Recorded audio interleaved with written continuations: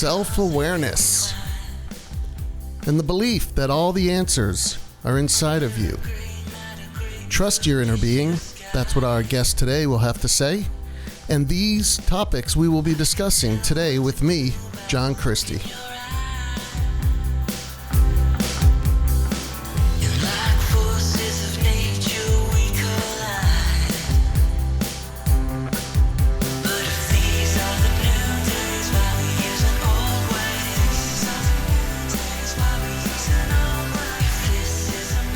Okay, so today I have with me an author and well-being therapist.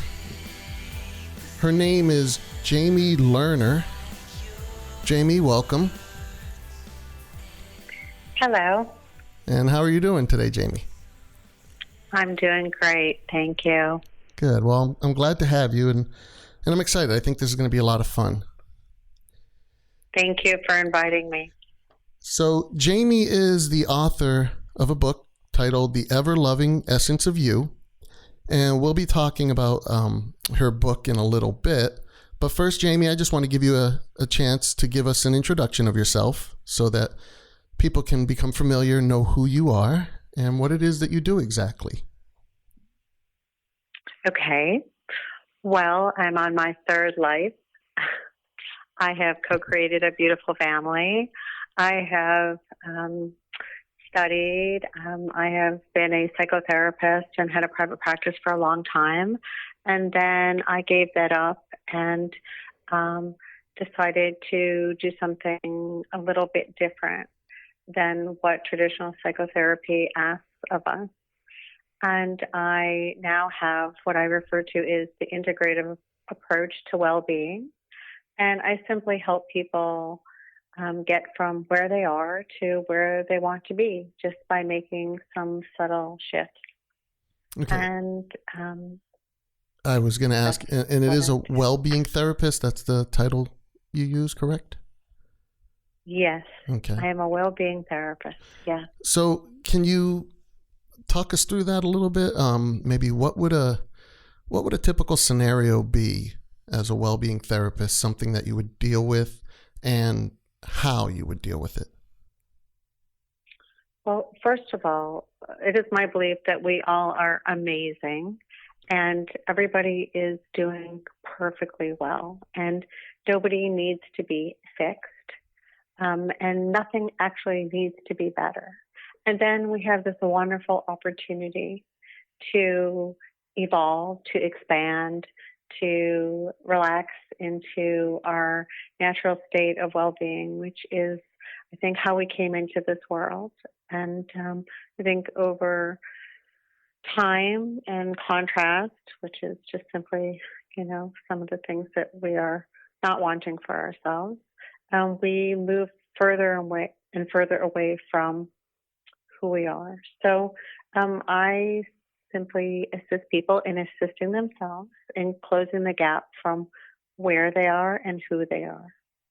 And the people that are interested in doing that usually are people that are understanding that they want to be somewhere other than where they are in this moment.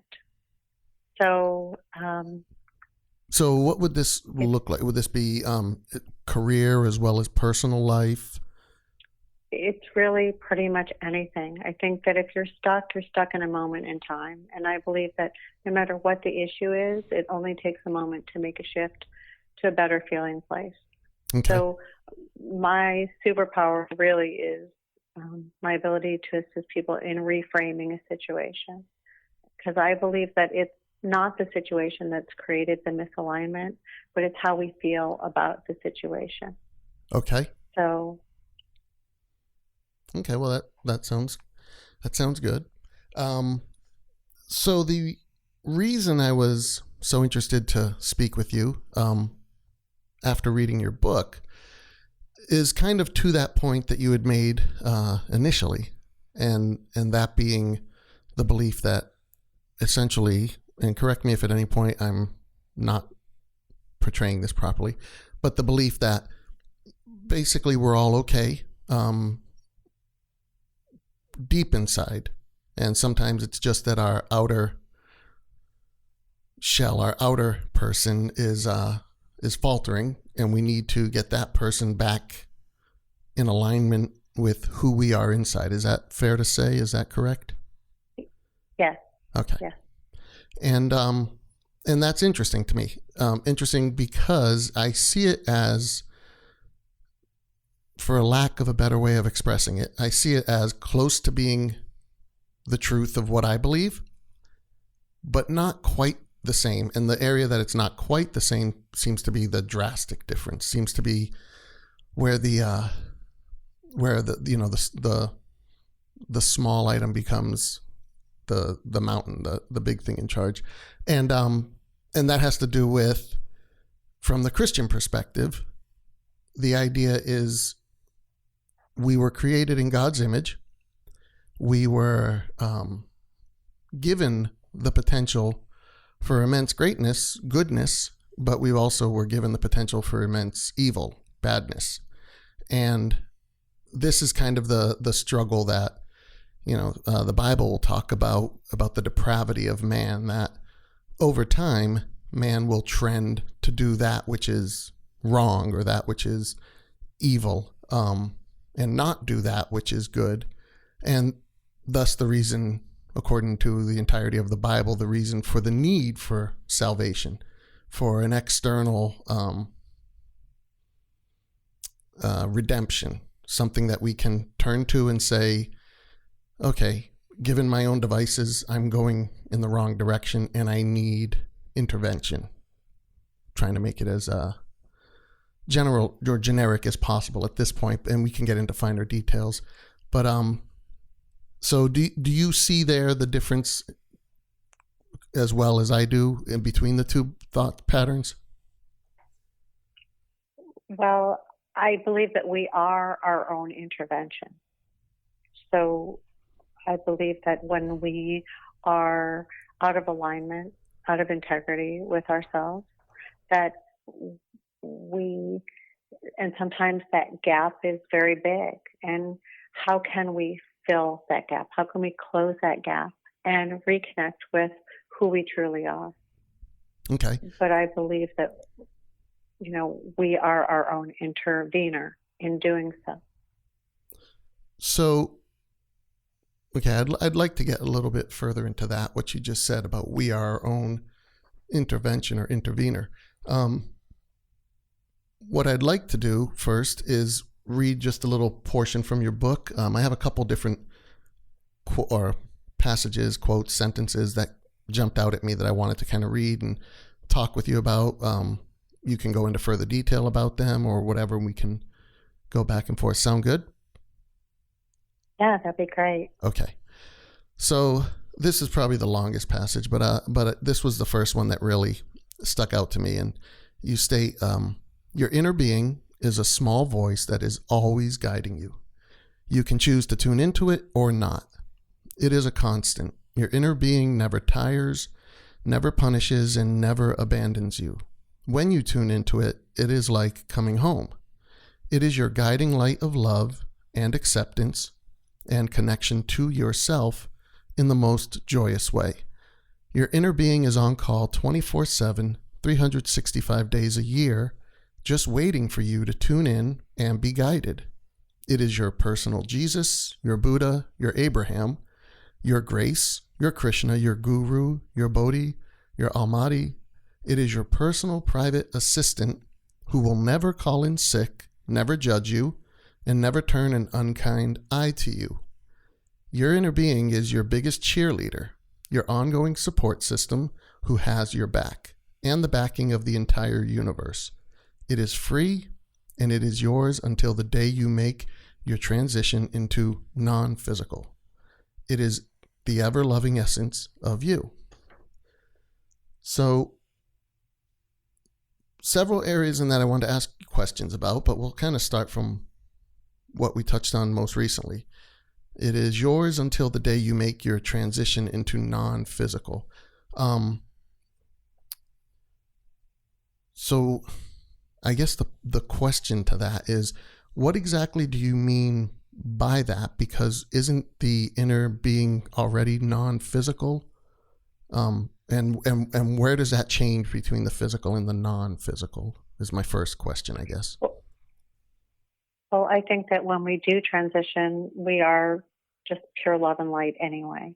So in our physical state, I think that gets a little more tricky for people, because we are our own greatest resource, and yet we have not really been given those messages from a very young age. So I think that passage is really the reminder of probably what you would refer to as a godlike state. Because when we are connected like that, when we are choosing to access this knowing, this inner guidance, it is really the state of grace.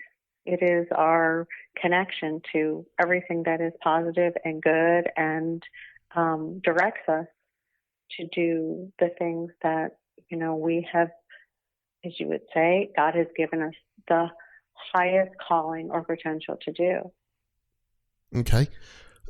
And I'm familiar with this line of thinking from the standpoint of I've spoken, over the years to different people that have this what I'll call the pantheistic belief of God, meaning that God is kind of everywhere and in everything, but it's not the personhood. It's not the God is not a person. It's not an individual. It's more of a force and energy. Would you classify that as correct according to what you're saying? That is my sensibility about God. That Okay. it is more of an energy. Yeah. Okay.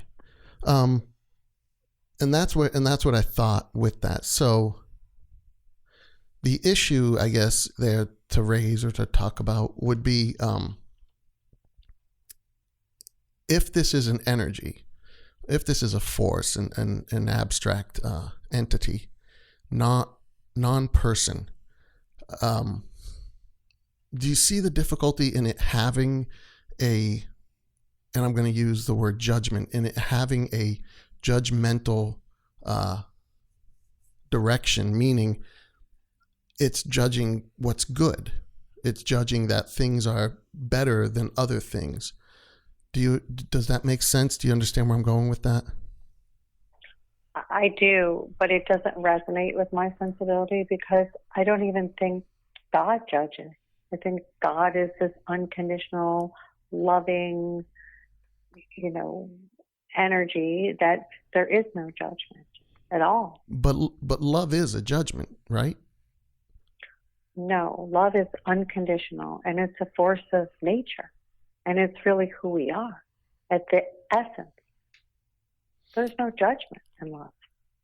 Well, in order to, and I understand the unconditional aspect of it, but I'm not referring to love being judgmental from the standpoint of it saying, this is whom I choose to love because of these reasons, and this is whom I choose not to love because of these reasons. I'm not referring to it that way. What I'm saying more is, for any, the Bible refers to it as God creates darkness by his presence of light. So in there being light, there is darkness, because you can't have darkness without light. Light is necessary for you to be aware of darkness.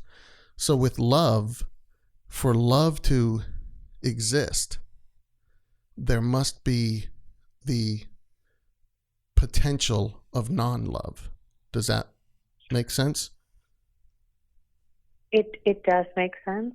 Do you think that God loves any less the man who murdered all those innocent people in the church in Texas last week? Do I think that he loves them any less?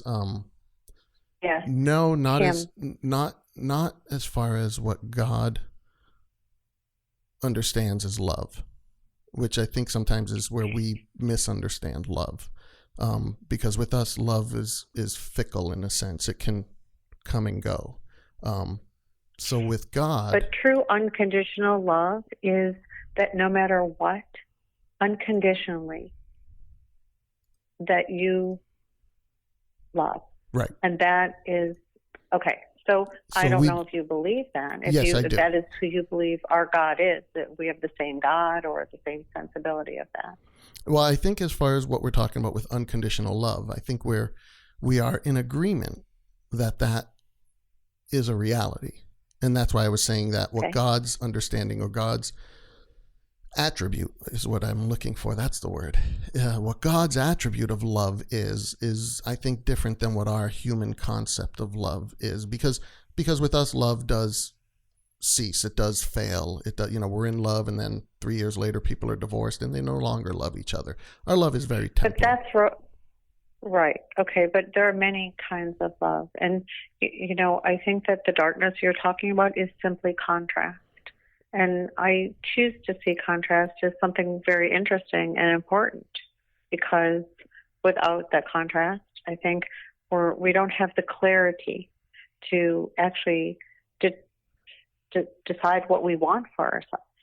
Okay, so define that to me then. Define contrast a little bit more. Okay, well, I think contrast is everything other than what you're wanting. And so I think that when we embrace the contrast, when we, when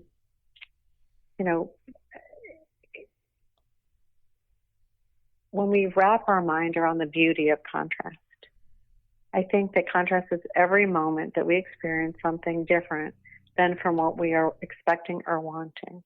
And then all of those moments of contrast provide wonderful opportunities for us to get a better understanding of how we are vibrating or operating. And it assists us in identifying our own desires for ourselves and moving towards something different.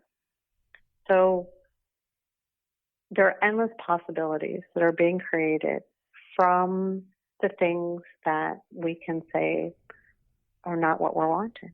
I mean, look at this political climate. I think it's pretty amazing. And from it, we are birthing so much, consciousness and growth and,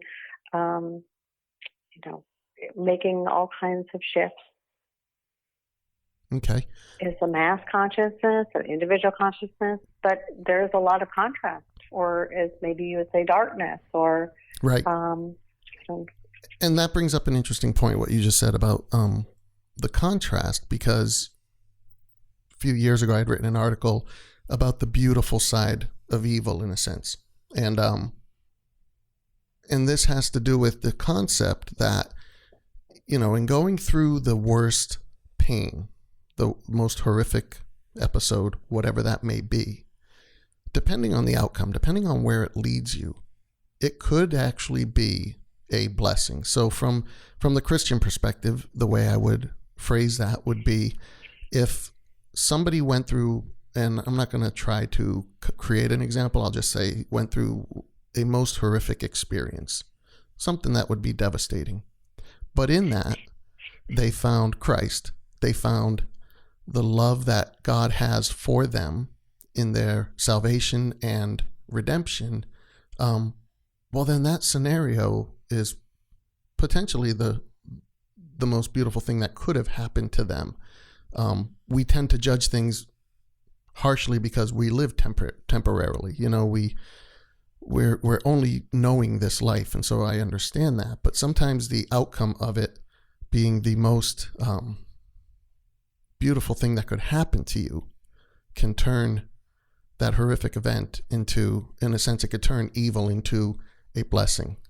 Is that kind of? I agree. Okay, so that is. I absolutely, I agree. I don't think it has to be those extremes, but I think that absolutely there are endless possibilities that occur when you wrap your mind around the beauty of contrast. Yeah. So and there are people that have talked to this. There are people that are.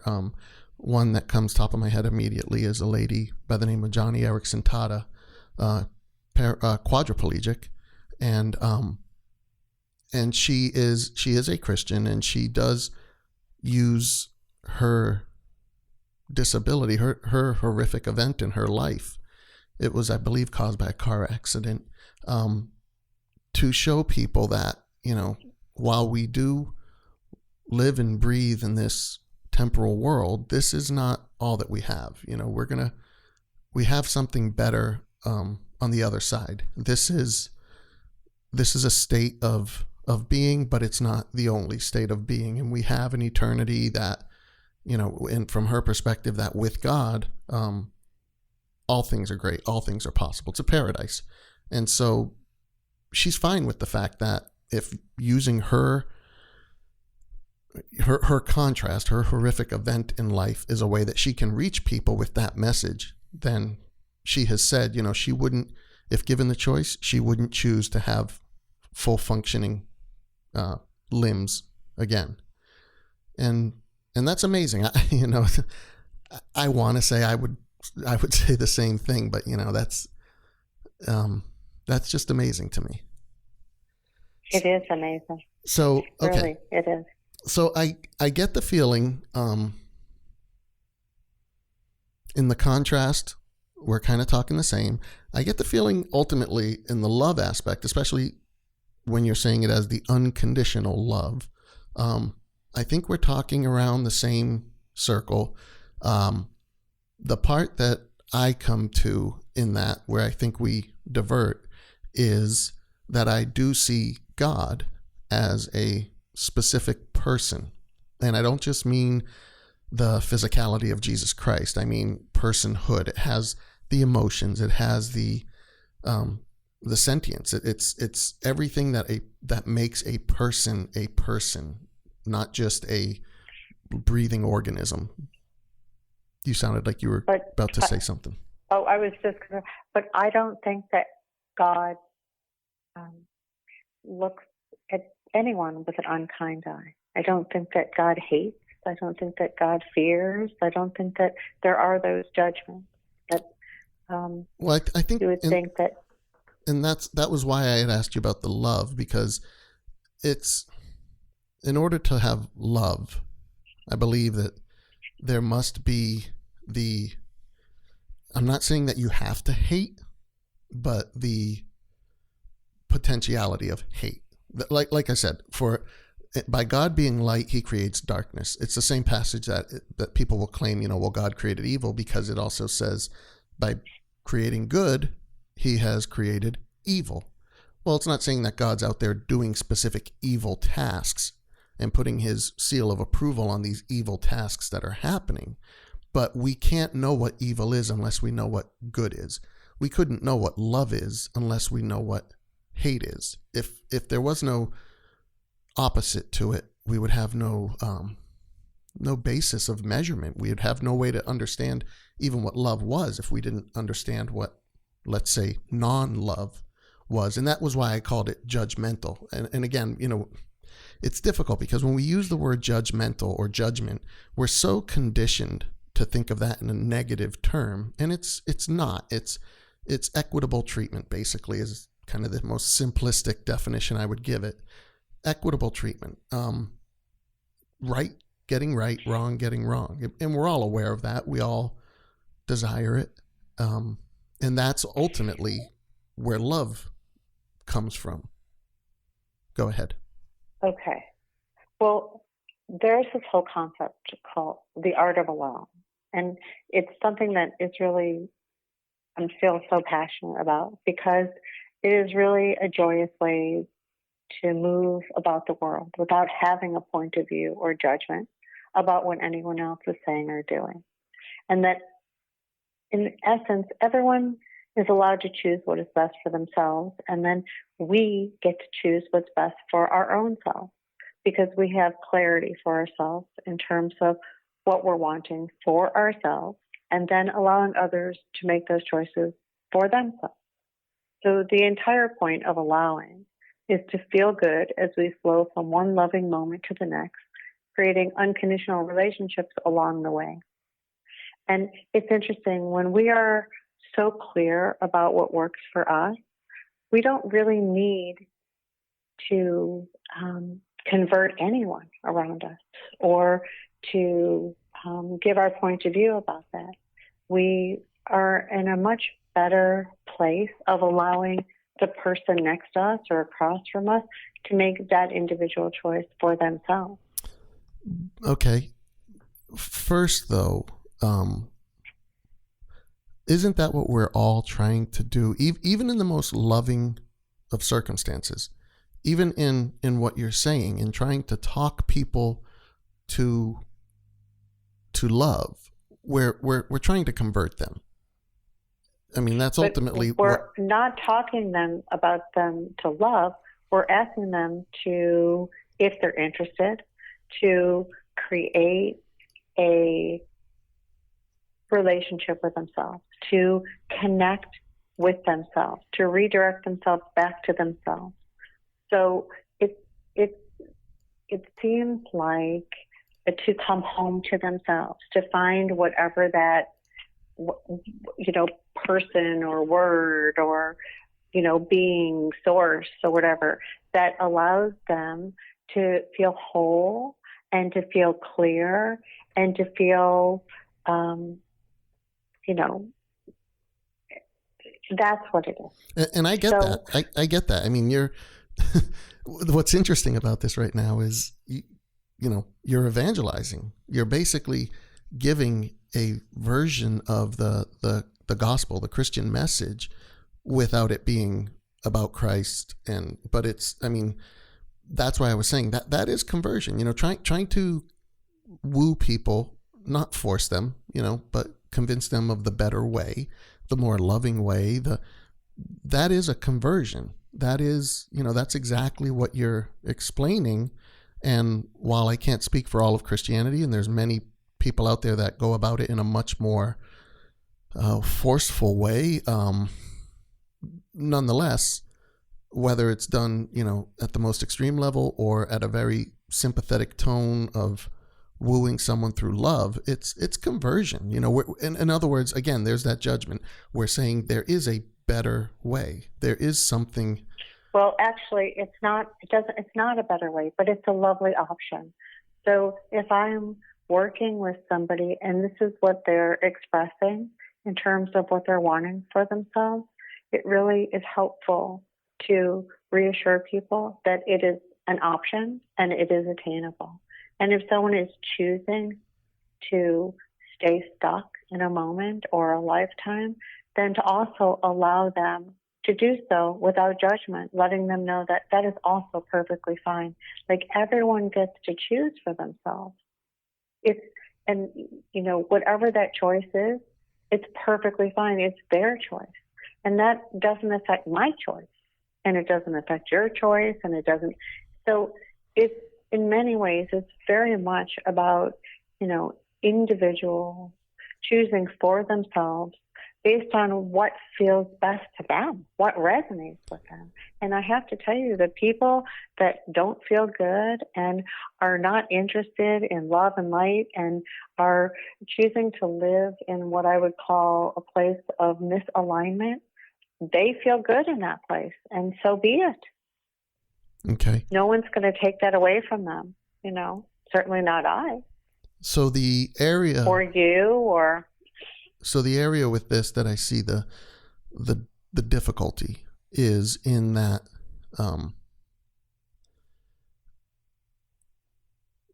from the Christian perspective, it's a clear distinction between again that state of if you follow down the path of your own desire, your own what you're calling seems right or feels good, or your own intuition, maybe, it is going to lead you towards selfishness.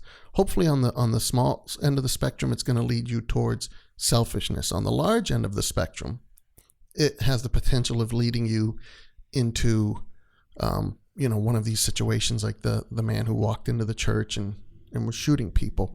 Now I think that's horrific. I think that's horrible.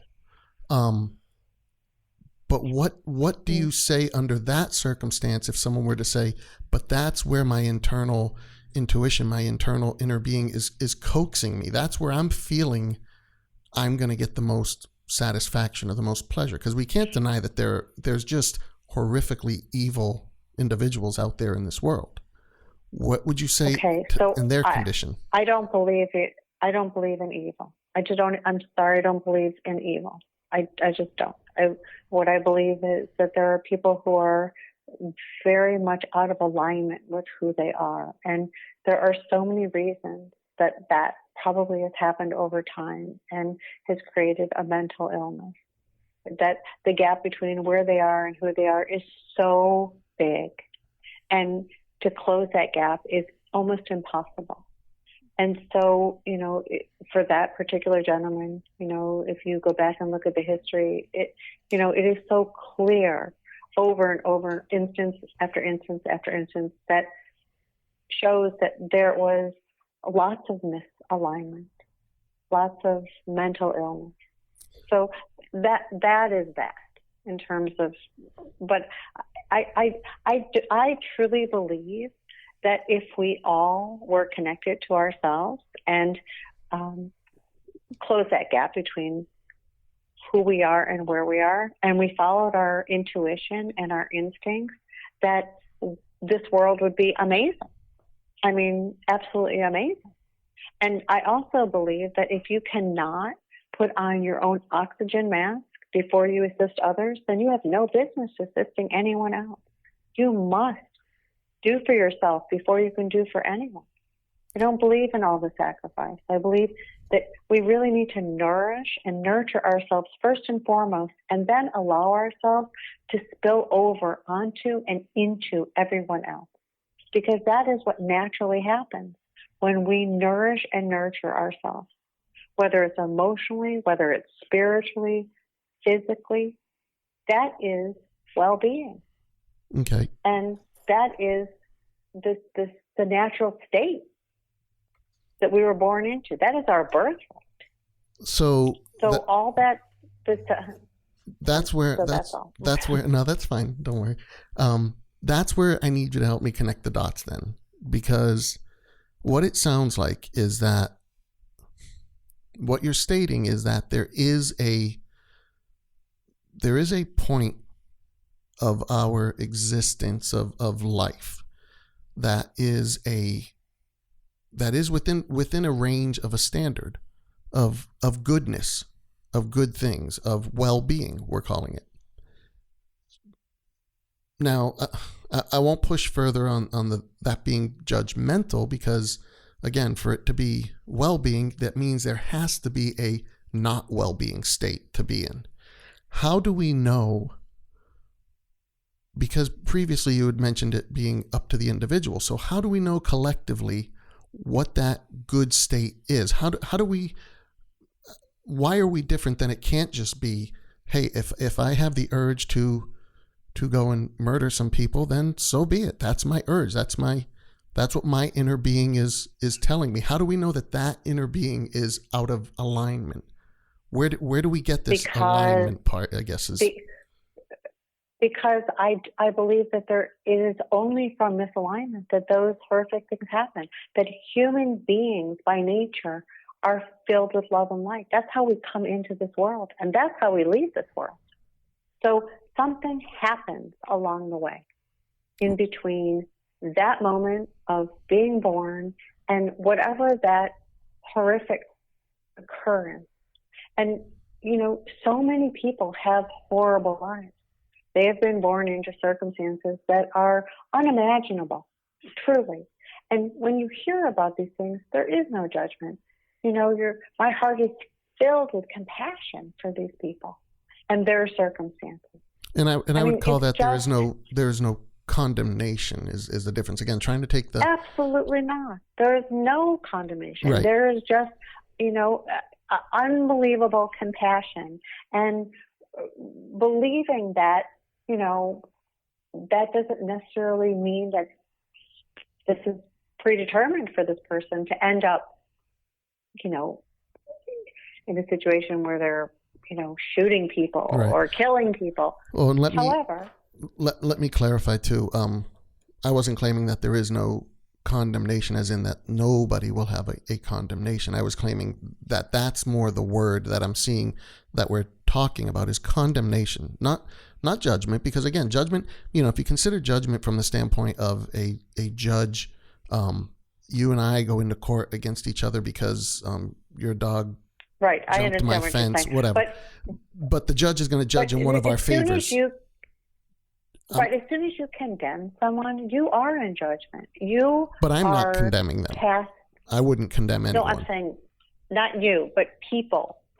And that's what we do. We condemn, we incarcerate, we punish. What is the outcome of any of that? Nothing positive. Well, and that's where, again, back to God being a person, not a force, not an energy. As a person, it has that right of condemnation, of judgment, of love, of hate, of fear, of different things. God can fear, not as in being scared of someone hurting him, but he can fear for what we're doing to ourselves. He can fear, as you would fear for your child going out and doing something, and you're thinking, oh my gosh, I hope they're going to be safe. I hope they're going to do, make the right decisions. I see that in the line of God's fear in a sense. But I can't get past, and I can't help but feeling like we're not really, and I don't know if I'm not making myself completely clear, but I'm trying to connect the dots in this, because everything you're talking about, there's so much of what you're saying I think is nice and I agree with, except for the fact that you seem to have this abstract existence of alignment of a standard of what's right, what's good, what's well-being, but yet there's no explanation for how it exists, but yet we know it exists. And that's where I'm trying to connect the dots into this, because I agree with you that this standard is out there. I just say that this standard... I think it's a belief that I certainly, I was born into this belief. This has been, this is my family's belief. This has been their family's belief that, there is only goodness, that we are all born into as a state of grace, as love and light.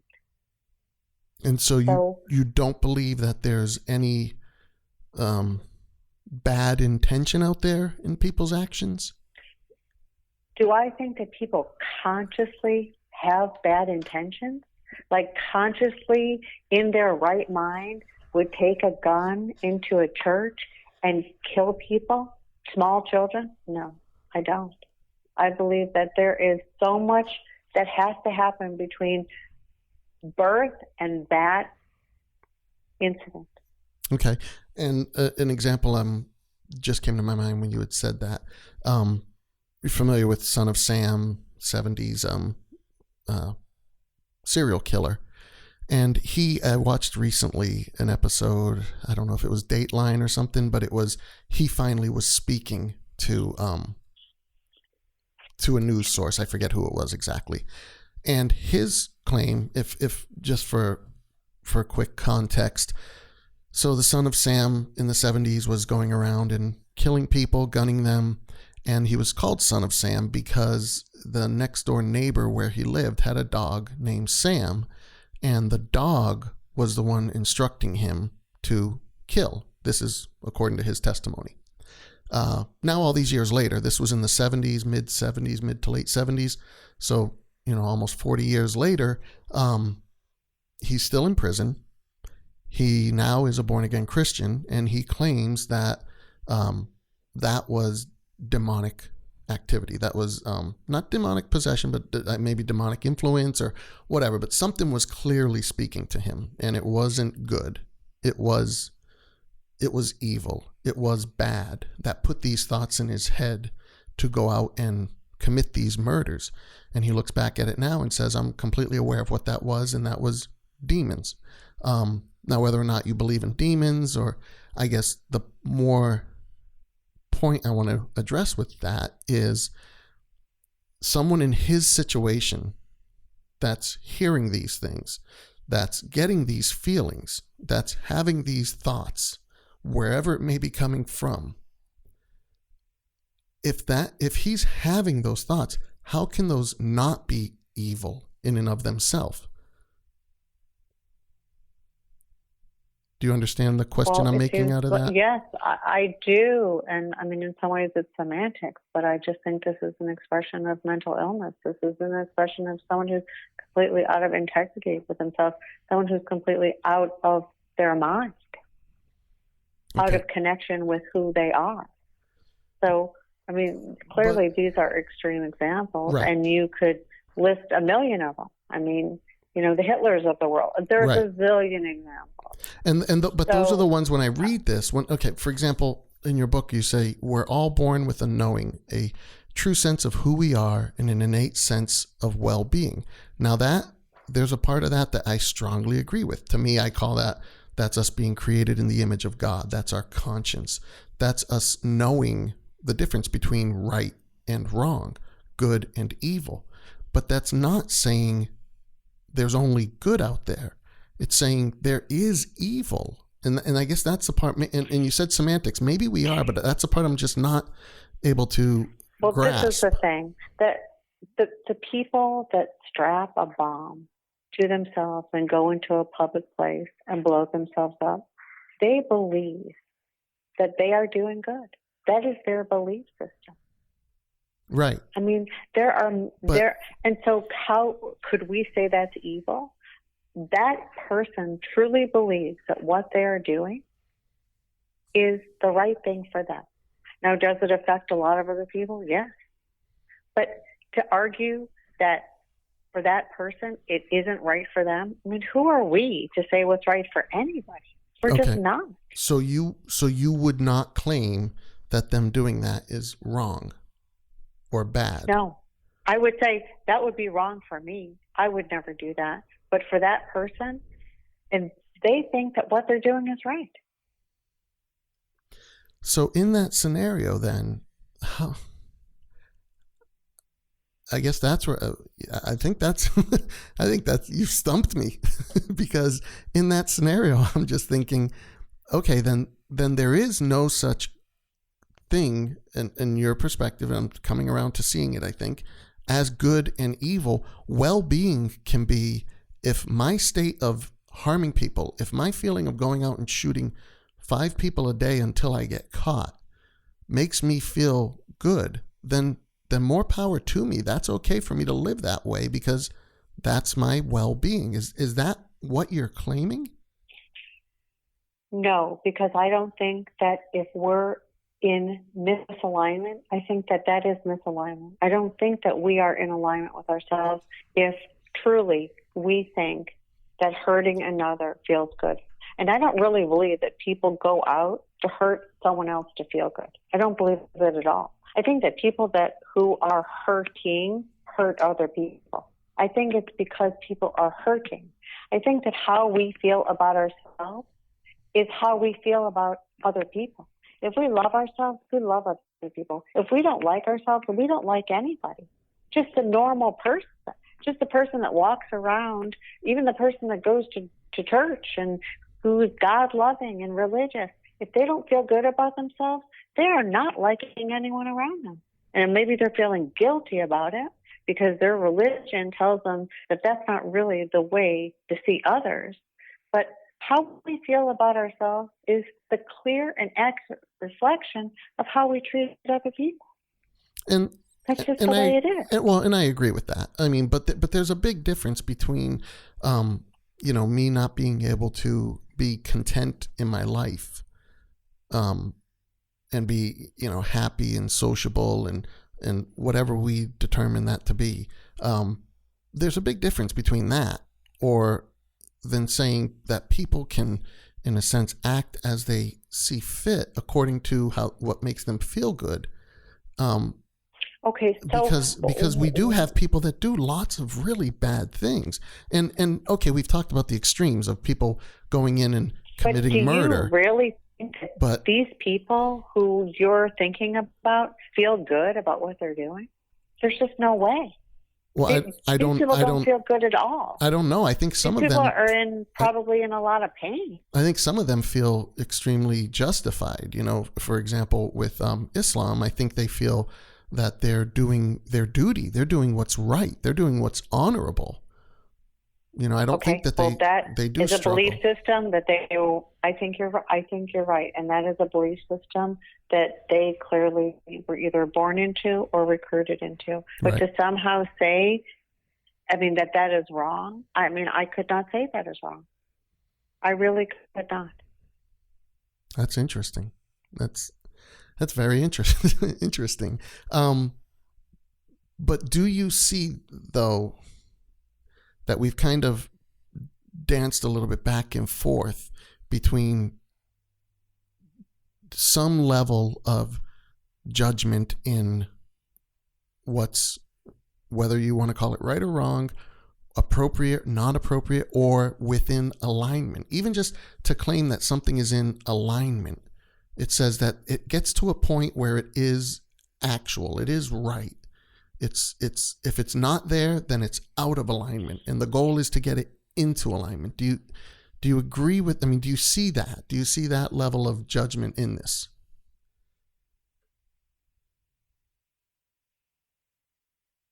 The definition of alignment is that feelings and thoughts are one. So if your feelings and thoughts are one, you are in alignment. Even if my feelings and thoughts are horrific, something of one of these bad scenarios, or even let's take a lesser scenario. Even if my feelings and thoughts are to commit adultery, something that's more prevalent and not quite as extreme. Okay, so probably I'm not the best person to talk about this because I'm sorry. I don't have a judgment about that. I really don't. I Okay. think that that is more of a reflection of how someone feels about themselves. So if you are not feeling good about who you are and you are choosing to step out of your marriage without having a conversation with your partner, I think that act is a reflection of your relationship with yourself. That's the judgment. Okay.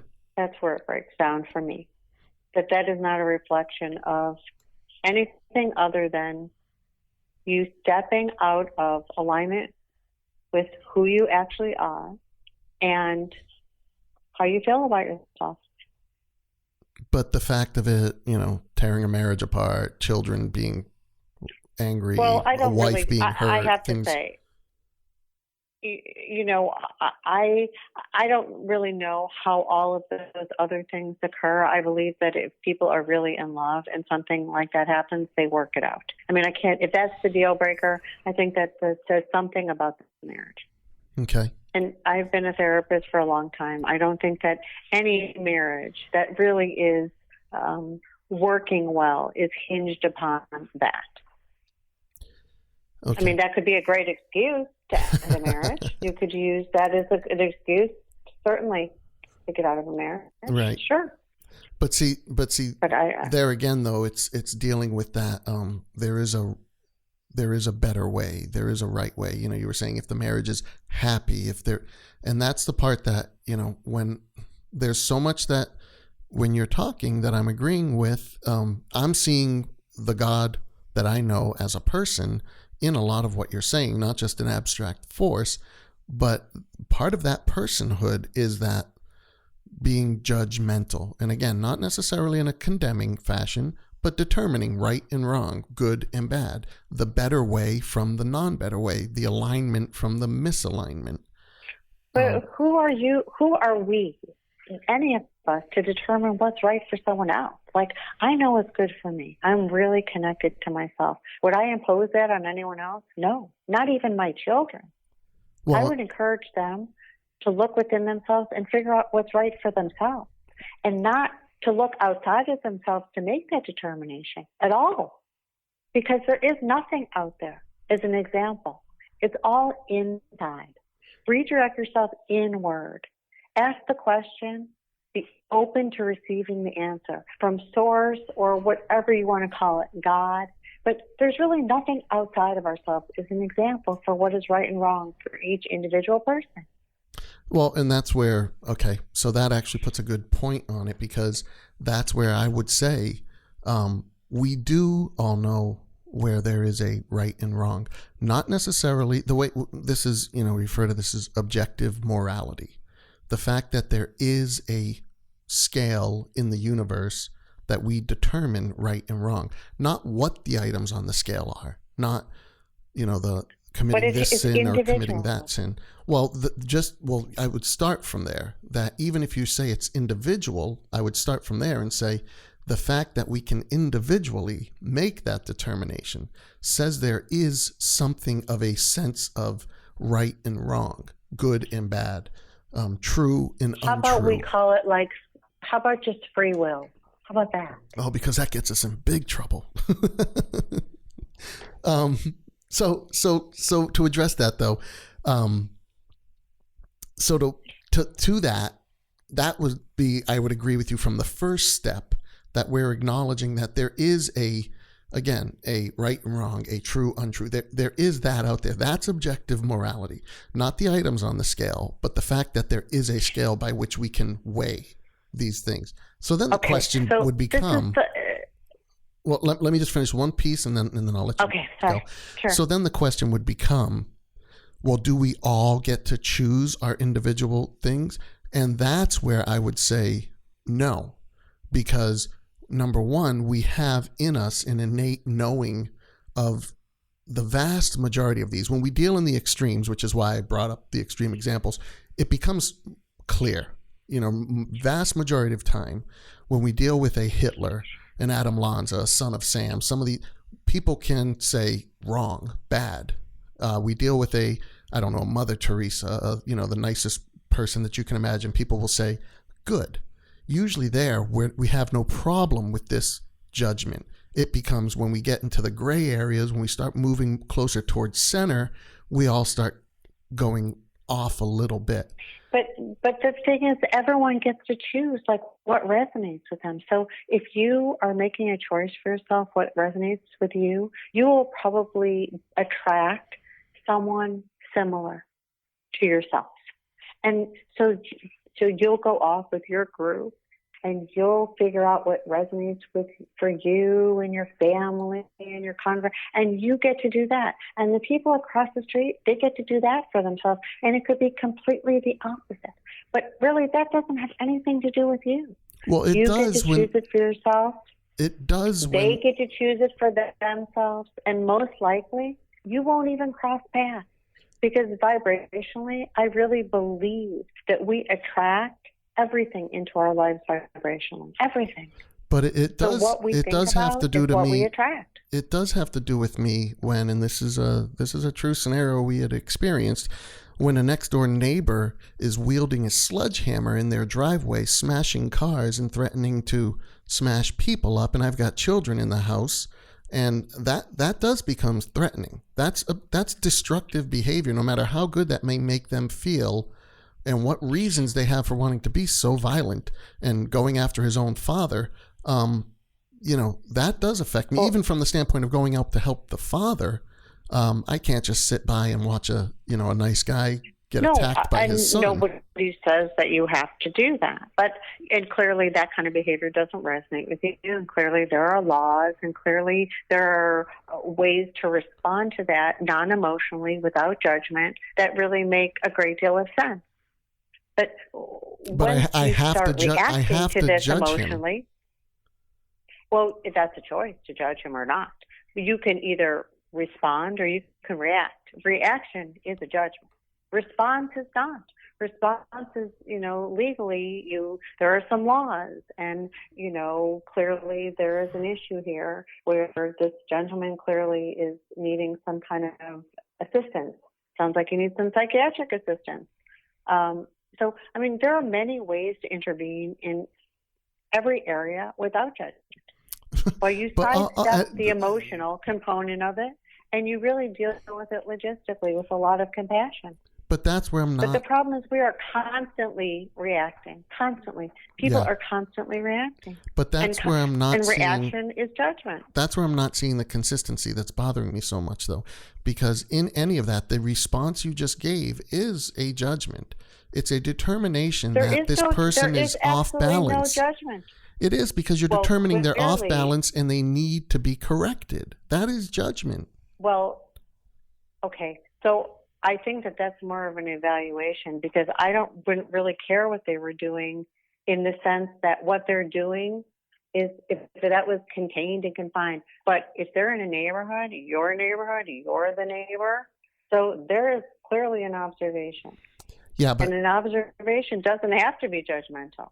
in my capability, that example I gave you, when he was doing that, and I was working from home that day and I could hear what was going on, I went out the back porch and my daughter was out there.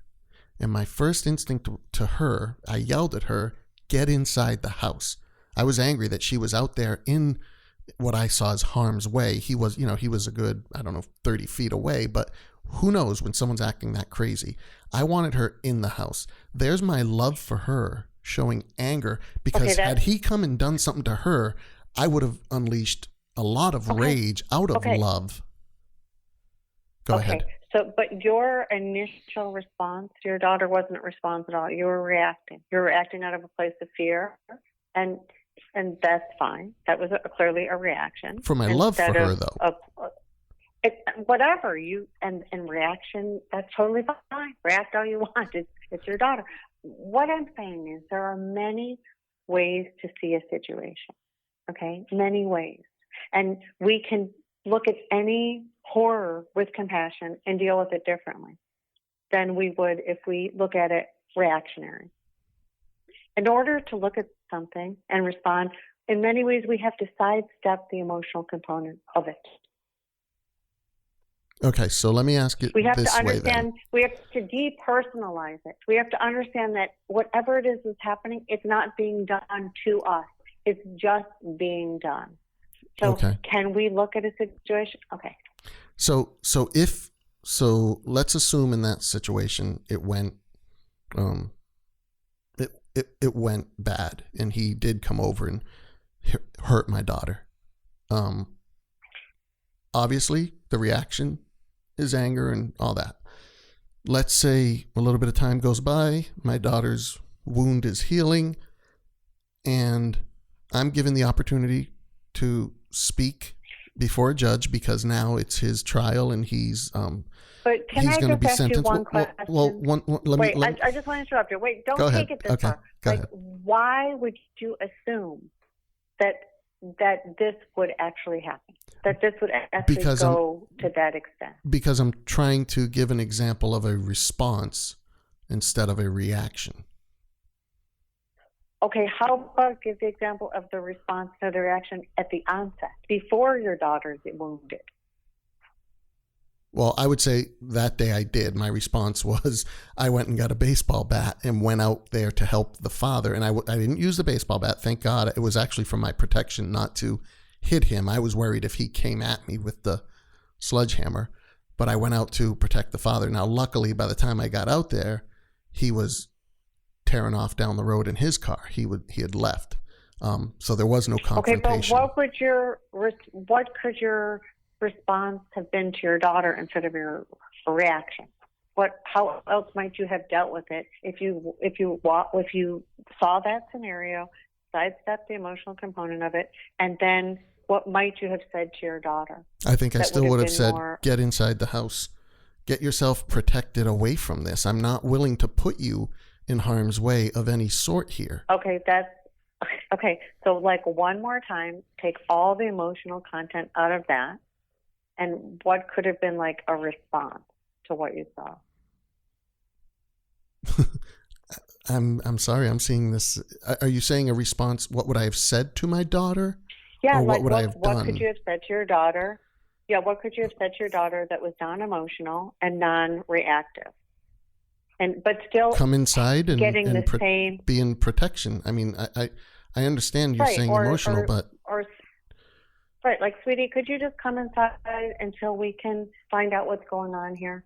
Sure. I mean, it's But not. either way, it's That's a the very same. clear statement. It's not alarmist. Right. It's not. But It's just a very clear statement. Yeah, and this wasn't like my daughter was upset that I yelled at her. It got her to jump up and run inside the house.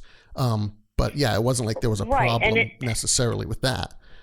But the point I was making earlier about the judge and that situation is because I've been in a couple situations where time has gone by and it's now time to give a rational, reasoned response. And it has to do with now this person's been found guilty and they're sentencing, and it's time to speak your mind at it. And you don't go at it from an emotional standpoint. You go at it from a reasoned standpoint. And through reasoning, you still deduce this person did wrong. And I'm asking for you, Judge, to give them the appropriate sentence, not to go lenient on them and allow them to come back out into society and hurt people, but to give them, in a specific case that I know of, where it actually involved a murder, and I was given an opportunity to have words at a sentencing, that was the response. Please give them the maximum penalty within your authority because they did the maximum pain to another human. I don't see that as reactionary. I see that as a calculated, justified response. And that's the same response I believe God has when he does have to pass severe judgment of punishment, is calculated response that's justified. Okay, I think that it's really interesting because what you're describing is when we interact this way, we become the problem. So by this whole scenario, and then asking a judge for the maximum sentence for this person who will be incarcerated, then he will come out, not rehabilitated, he will be incarcerated, he will be punished because he did wrong, and now he's going to be punished, then we are perpetuating the bigger problem where no one's getting rehabilitated, no one's getting the help that they need. It's just an eye for an eye. He hurt. Well, it's not an eye for an eye. We're not asking for him to be murdered. I mean, based on you saying that. Go to jail with all these other people with antisocial behavior, stay in jail incarcerated. We know that there'll be no rehabilitation. We know that there'll be no mental health services for this person. We know that nothing will happen except that he will be in a holding cell for X amount of years because this is the punishment and this is the way we've always dealt with it, so that he can come out not having learned one single thing except more antisocial behavior, and there's no love, there's no compassion, there's nothing that gets corrected. And then here we go again. So, it's really interesting because I really don't believe that this is what God's plan was at all. I really believe that God was hoping we could learn something and do it differently.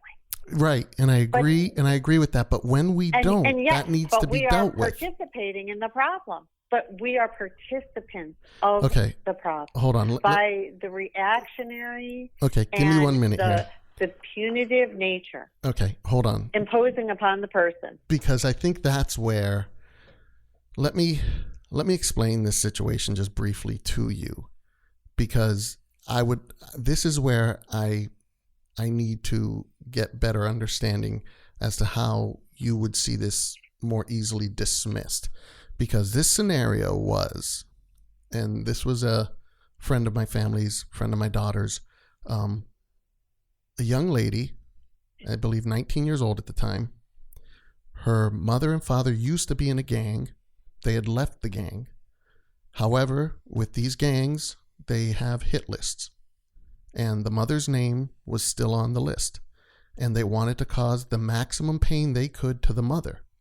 So they had set up a girl who befriended this other girl, our friend, over several weeks, became a good friend of her, invited her to a party. The gang member, the older man who had the problem with the lady who used to be in the gang, his sons, 2 boys, went to the party. This whole thing was set up, the party and everything, so that they could murder her. They shot this girl, didn't help her. She laid there dying while they did whatever they were doing to cover the crime scene. And all this came out in the trial. And this was basically a planned, calculated attack on this innocent girl. She's guilty of her parents being in a gang. She was never in a gang. And these boys calculated this because this would be their initiation into their father's gang. This was their rite of passage. They were doing what was asked of them, and they were doing it willingly, and they would do it again.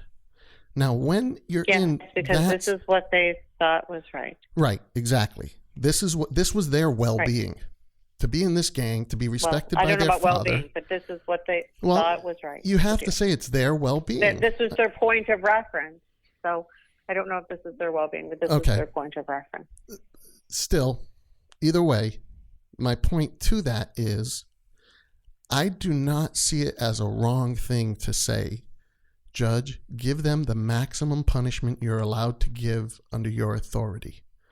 Now, whether or not they can actually be redeemed or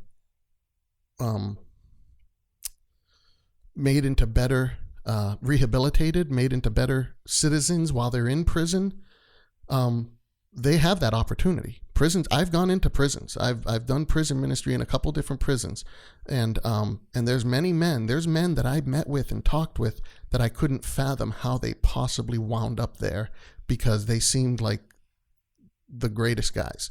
But they were rehabilitated. But the intention, I understand, but the intention is not for that. I mean, really, to be the person who is God and filled with compassion, that would be the intention. Send these men to prison so that they can find redemption, so that they can, get something different than what they've had. The intention is a loving one. It's not a punitive one. But what you're describing is punishment. Like 99.9% of the people that want to send someone to jail when they see someone that's done something horrific. Well, but the problem with that is believing that people will correct without a fear of punishment, without a recognition. I mean, if you're dealing with someone that's cold-hearted and calculated and does not see that they're doing anything wrong, how else would you even get through to them other than some severe attention grabber? You're misunderstanding. So sending a person to jail is perfectly fine. It's the intention for that person that I'm talking about. Your intention for that person. And your intention is punitive. It's punishment. It's not redemption. It's not rehabilitation. It's not. No, I wouldn't say that. I wouldn't say that. To find something better or to heal. I wouldn't say that's true give them because the maximum. Okay, well, I'm just going by what you described because this is your story. You presented it, talking about you. Right. And what I'm trying to say is that it doesn't matter what you do, it's how you do it. And with the intention, it's the intention. And I can honestly say part of the statement that was read in court did include the hope that they would find correction, they would find redemption, that they would find repentance, were the exact words that I used, that they would experience the gravity of the sorrow that they have caused, and that they would fall on their knees in repentance of that before God, and they would seek forgiveness and restoration. Now, if that comes, I am so happy for them. That is a glorious manifestation of God's love, that he loves the world so much that he's willing to forgive our gravest sins because none of us could be beyond that grace. And he's willing to forgive us of that. And I am so thankful for that. And I am grateful for that. And I would be very happy for that. But the practicality would be in the United States of America, in our society, I still do not choose to have those guys roaming the streets because they've already expressed that potentiality within them of their sinful nature of what they could do. They're a danger to our society. And so, it's interesting. I mean, it can be seen, and you do see it as sinful. And what I see it is, these are people who are a product of their environment. Sin would be like a conscious need to do something. There is no consciousness. Which was exactly what they did. You can say it was a product of their environment. I understand that. So, but I don't know if it's a sin. I mean, the whole thing, it's horribly misfortunate. But to ask people who are born into a situation and they're just doing what they saw, to somehow think that these people would know anything different, I mean, I don't know. I don't believe it's a sin. I believe that they are clearly a product of their environment, which is an enormous misfortune. Well, and this is where it goes back to me emphasizing, all that time about judgment, and that love does have judgment, and that things, while love can be, God's love is unconditional, that doesn't mean it's beyond judgment. And again, judgment being equitable treatment. That being said, to say sin. Let me just, I want to just give you an example. I heard something really interesting, which was this example of this man who was incarcerated and because he had, murdered a woman that he was living with. And after years of being in jail, he is interviewed and he says, I finally learned that what happened to me when I was a young boy, my father would beat me to a pulp. And he would say, I love you so much. This hurts me more than it hurts you. And he would do this every single day of my life. And I believed that the only way to love someone was to hurt them. And I thought to myself, oh my goodness gracious. The whole reason this man had this revelation is because the woman that he killed, mother, came to visit him in jail, like every month, because she really wanted to forgive this man, and she wanted this man to forgive himself. It was really an absolutely beautiful story. And this man did find redemption, and he is now understanding and unpacking the language of love and understanding so many things about, who he really is. That, my goodness, I think, is a very common example of what happened. And that's where I'd say, yes. I mean, again, back to that point I had made, the beautiful side of evil. When redemption comes out of it, when salvation comes out of the most horrific circumstances, you can see how people perceive that as blessing or as good, or because, yes, I mean, ultimately that's the goal. The biblical standpoint is that we all are born into this sinful nature, this desire to do wrong. It's this for lack of a better expression, I'm going to call it this caged animal that wants to go out and do its way. And we're constantly trying to contain it. We're constantly trying to deal with that. That's why we're so moved when we see good humanity in the world, because we're so used to seeing negative or bad humanity, what I would call the sinful nature taking over. So when we see this good, we recognize it, we love it, we embrace it. And when we see redemption, when we see these bad, wayward, misaligned people come into, I'm going to use your terms for it, even though, like I said, I tend to disagree in the overall perspective, but when we see them come into alignment, we say, that is wonderful, that is good.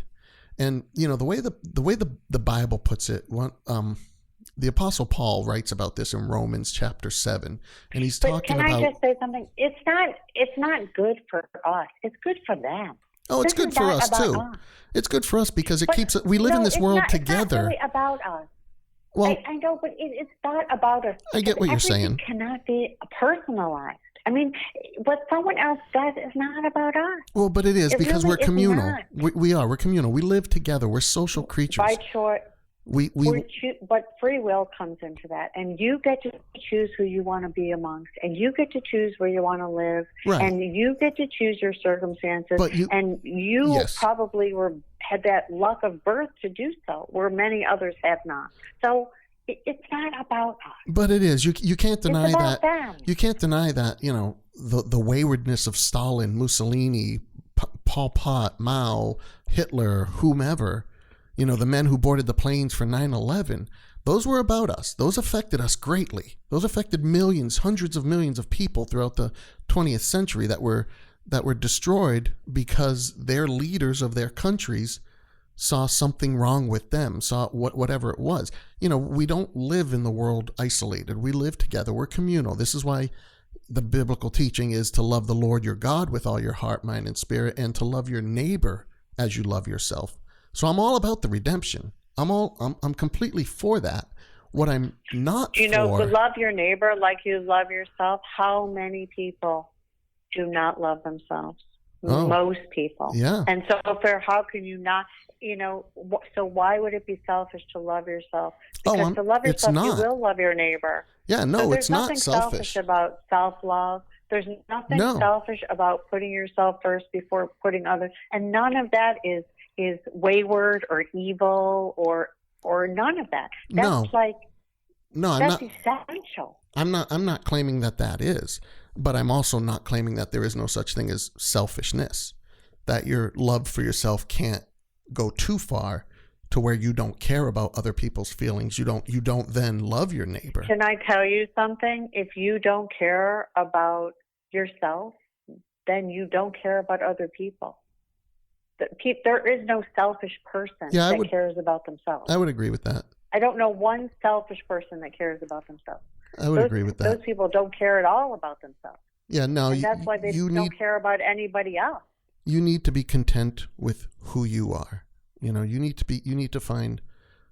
Now, again, in talking about the sinful nature, that's not me saying that I see this wickedness of me that's just walking around. That's not saying that I'm doing all these wicked things. It's saying that within me, I recognize the potential. I recognize that, but for the grace of God, but for the understanding of God's love and God's law, which I would say is ultimately his love, who's to say that I couldn't be a Mussolini or a Hitler or name them. But it's not because I'm guiding myself to that. It's because I recognize that outside of me is a greater being, a greater, what you're calling the inner being, I'm calling the outer being. It's God outside of me that has been the judge, the unconditional love that is the judgment of the universe of good and wrong, alignment and misalignment, and good and evil, right and wrong, and is the one that I seek, that I turn towards to say, how do I align myself with you? How do I get myself in this pattern with you? And that's where I was going with the Romans part, that the Apostle Paul, the way he describes this is that we have this battle, in a sense, working within us. And he says, I do what is not good, and I don't want to. He said, I do not understand what I do. For what I want to do, I do not do. But what I hate to do, I find myself doing it. And so he says, I find this law at work in me with this, I know what's right, but I've got this sinful nature that wants to keep coming at me with these thoughts. It wants to turn my self-love, my contentment of myself, into self-gratification of love, putting myself above others. It always wants to distort my goodness in it. And that's why I'm always trying to correct it. And he says, so what a wretched man I am, meaning wretched being the distortion of my original intent. So I'm a wretched man. I'm distorted because I know what's right to do and I want to do it, but I keep finding myself doing what's wrong. And he says, who will rescue me from this body of death? And then he says, thanks be to God through Jesus Christ our Lord. And that's the point that I've wanted to get to with this, is that The alignment that I see is in our recognition of the potential inside of us for evil, this sinful nature, but it's corrected by our alignment, what we call submission or repentance toward God, to be in line with God in saying, not my way, not my will be done, your will be done. And that corrects this sinful nature. It now makes us a slave to God's way, to Christ, and not a slave to the sinful nature. And through that, we find salvation, we find alignment, we find our correction. But it's not different for each individual. It's the same for all. I'll give you a say on that because I've now been talking quite a bit. No, I mean, I think that it's important for you to believe what you believe. And I think that that's wonderful. And you embrace this and you're very passionate about it. And I think you have to give other people the same respect and room to believe something else. And that's what makes this world so wonderful and interesting. And so with Truly. that, we've obviously had disagreement in this. Do you feel I've been respectful to you in that? Do you feel that I've given you that room for that? Absolutely. Good. Absolutely. And I also feel that you have every right to feel as passionately as you do about everything that you feel so passionately about. Well, and shouldn't we? It's wonderful. Yeah. Well, I think we certainly could. We can, should. I don't believe in shoulds. I think there's a wonderful opportunity for us to harness our passions and share our passions and live our passions. And, hopefully people will feel inspired to do so. Yeah. I mean, that's what this whole world is all about. As long as those inspirations aren't to do the harm and the evil we talked about, I'm all on board with that. Otherwise, I get scared. I don't think people are inspired to do evil if there is evil. I think they're driven to do evil if you think there is evil. And to be driven or haunted or not to know better, I think that's really different. I don't believe there's much intention there. I must say, I don't think that those people really believe they had another choice. They really don't. And I don't get, I guess that part of it, I don't get how you say that, but yet you also talk about free will. Isn't that what free will is about, having that choice? Well, unless you don't believe you have a choice, and then you don't believe in free will. And I think that there's many people that don't believe that they can do anything differently than what they saw or what they were a part of. And no one's probably given them that opportunity. Well, and that's where I would point to that the passage, Paul, that I just was talking about with Paul, is that's kind of exactly the point he's making, is like you said, that are born into that. They're born into this, don't feel like there is a way out. Oh, what a wretched man I am. Who's going to rescue me from this? Yeah. But there is hope. And, from the Christian perspective, it is in faith in Christ. Repentance before God and faith in Christ is the hope that we have for that alignment. I'm going to give you the last say on this. So if there's any last point you want to make, go ahead. What would you like to close out with? Well, I don't want to make any points. I really don't. But I would like to state my belief just once again that I really do believe that we are all amazing and that we have this wonderful ability to just remain in this state of grace and love and light, and to inspire people and to share with each other. And that's a very strong belief that I have. Okay.